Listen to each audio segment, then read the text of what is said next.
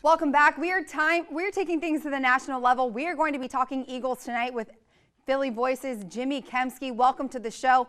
Now, I think the Eagles are trying to erase the Lions game from their memories last week in Thanksgiving. Obviously did not go too well, but lo and behold, of course, the Skins pull off the win over the Giants.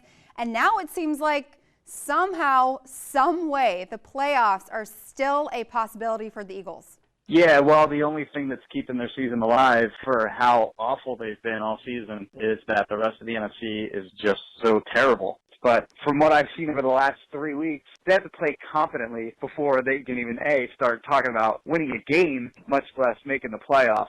So, like you said, I mean, they are still in it because the rest of the division is bad, but that is a team that absolutely does not deserve to go to the playoffs in any way.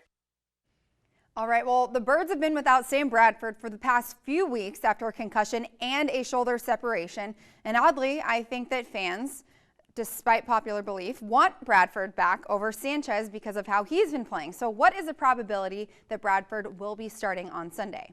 He passed the concussion protocol test last week prior to the Detroit game. So what was keeping him out of the Detroit game was his separated shoulder. He is listed as probable this week, and the way they define probable is player has a 90% chance or better of playing. So he's going to play this week, almost certainly, against the Patriots up in New England, and I think we'll see him for the rest of the season, provided he doesn't get hurt again.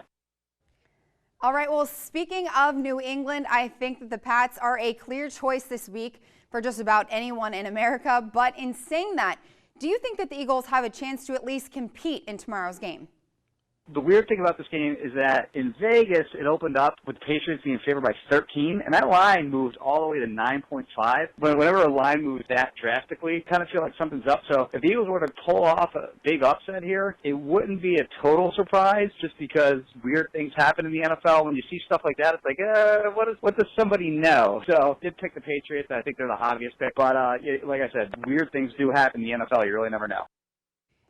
All right, well, very interesting that line would drop so dramatically. Now, that could very well be due to missing Rob Gronkowski, Danny Amendola, and Julian Edelman for the Pats. So the Birds are definitely catching a big break without those guys. I'm still going to agree with you on the Patriots getting the win. Jimmy Kempski from the Philly Voice, thank you so much for joining us tonight and safe travels to New England. But it is time for another commercial break. But stay right here because we have a lot to get to in the show. Jose Ortiz, offensive line, defensive line. Milford High School, you're watching Delmarva Sports Insider.